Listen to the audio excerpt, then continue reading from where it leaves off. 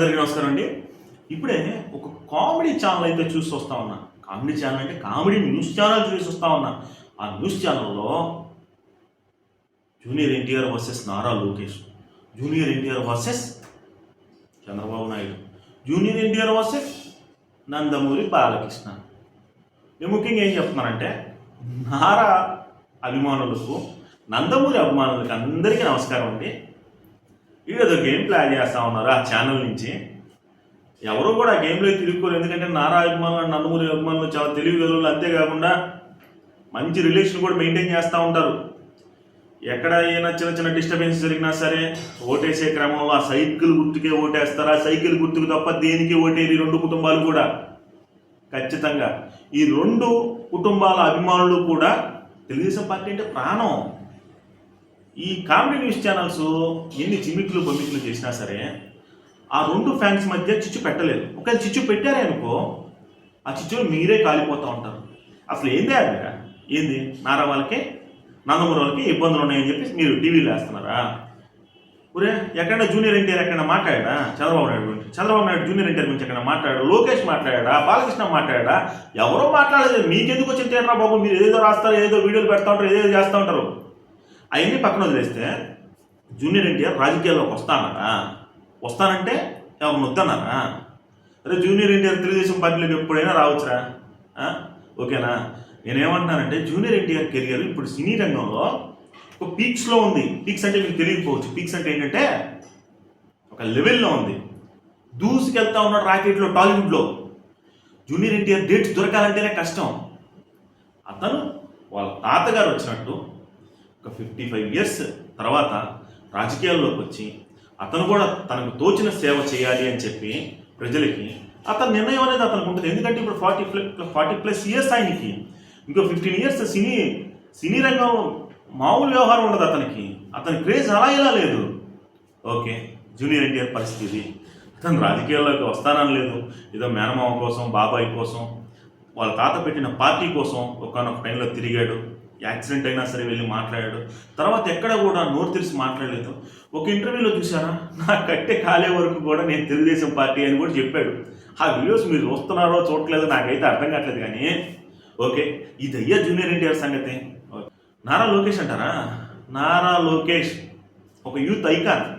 ప్రస్తుతం రీసెంట్లీ యువగలం ఎలా చేశాడు? ఎంతమంది జనాలు, ఎంతమంది యూత్, ఎన్ని కిలోమీటర్లు నడిచాడు, కేక పుట్టించాడు. యువగలాన్ని ఒక షేక్ చేశాడు. అరే, నాయకుడు అంటే నారా లోకేష్ లాగా ఉండాలరా, నాయకుడు అంటే నారా లోకేష్ లాగా ధైర్యాన్ని ఇవ్వాలరా, నాయకుడు అంటే నారా లోకేష్ లాగా మాట్లాడాలరా, ఎవరికి భయపడకూడదురా, చేయకూడదురా అన్నట్టుగా యువతలో ఒక ధైర్యాన్ని నింపిన నాయకుడు మన నారా లోకేష్ గారు. ఓకే, నారా లోకేష్ గారి సంగతి ఇది. ఇప్పుడు మన చంద్రబాబు నాయుడు గారు ఏజ్ వచ్చి 73 ఇయర్స్. ఏజ్ పెరుగుతూ ఉంది. పార్టీ బాధ్యతలు అప్పచెప్పాలి. ఎవరున్నారు?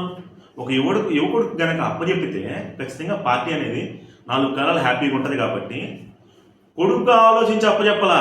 ఒక సమర్థమైన నాయకుడిగా ఆలోచించి నారా లోకేష్ గారికి, నారా చంద్రబాబు నాయుడు గారు ఆ బాధ్యతలు అప్పచెప్తున్నారు. కాబట్టి ఈ విషయంలో కూడా ఎటువంటి తప్పు లేదు. It's 100% correct. నారా లోకేష్ గారికి అప్పచెప్పాలి. నారా లోకేష్ గారు అయితేనే పార్టీని, పార్టీ కార్యకర్తల్ని, పార్టీ అభిమానుల్ని, పార్టీ సింపథైజర్స్ని అందరినీ కాపాడుకుంటా రాగలుగుతాడని చెప్పి చంద్రబాబు నాయుడు గారు నమ్మి అతనికి పార్టీ బాధ్యతలు అయితే అప్పచెప్పబోతున్నారు. ఓకే, ఇవన్నీ బాగానే ఉన్నాయి.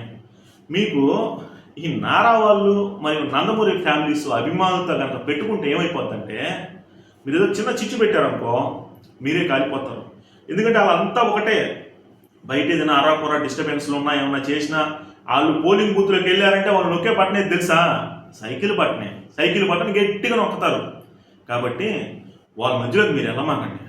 కాబట్టి మీకు ఏ టైప్ వీడియోలు కావాలో నేను చెప్తా, ఆ వీడియో చేసుకోండి. మీ ఛానల్ని మా షర్మిలక్క రిక్వెస్ట్ చేసుకుంది.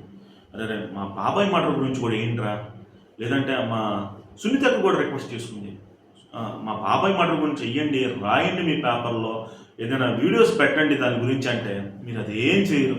మీ అన్నకి హైప్ ఇచ్చేయి తప్పితే మీరు ప్రపంచం నాశనం అయిపోతున్నా సరే మీ ఛానల్ కదా అనవసరం. పబ్లిక్గా వీడియోస్ రిలీజ్ చేశారు కదా మన షర్మిలక్క, కంటతడి పెట్టుకుంటా రిలీజ్ చేశారు కదా మన సునీతక్క. వీళ్ళు ఇన్ని చేశారే, ఇంతకీ ఆ న్యూస్ ఏమన్నా మీరు వేస్తూ ఉంటారా? అవినాష్కి సంబంధించిన వీడియోస్ ఏమైనా వేస్తూ ఉంటారా?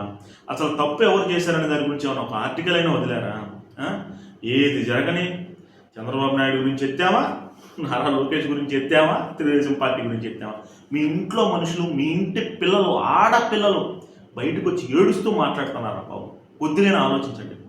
షర్మిలకి ఏడుస్తూ బాధపడింది. మా బాబాయ్ని ఎవరు చెప్పారు? హూ కిల్డ్ మై బాబాయ్ అని అడుగుతుంది. హూ కిల్డ్ మై ఫాదర్ అని చెప్పి సునీతకి అడుగుతూ ఉంది. వీటికి మీ దగ్గర ఆన్సర్ లేవు, వీటికి మీ దగ్గర నుంచి వీడియోస్ రావు. ఎందుకంటే మీకు పనికొచ్చే విషయం కాదు, మిమ్మల్ని ఇబ్బంది పెట్టే విషయం కాబట్టి వీటి గురించి మీరు ఎప్పుడు మాట్లాడితే ఏం చేయరు, అంతే కదా? నేనైతే క్లియర్గా చెప్తా ఉన్నా. ఫస్ట్ ఇంట గెలిచి తర్వాత బయట గెలవాలి అంట. ఇంట్లో సమస్యను పరిష్కరించుకోలేని వాడు నాయకుడు కాడు, నాయకుడు కాలేడు కూడా. ఎందుకంటావా?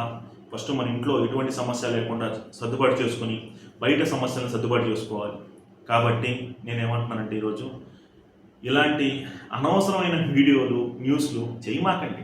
ఎందుకంటే పనికొచ్చే న్యూస్ చేయండి, ఎవరికైనా ఉపయోగపడే న్యూస్ చేయండి. వాళ్ళని వీళ్ళని విడగొట్టాలంటే మీకు కలిసి వచ్చే అంశం ఏమీ లేదు ఇక్కడ.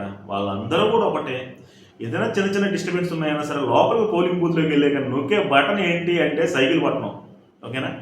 ఇది మైండ్లో పెట్టుకొని ఆ ఫ్యామిలీ గురించి, ఈ ఫ్యామిలీ గురించి ఏదైనా రాయాలనుకుంటే రాయండి.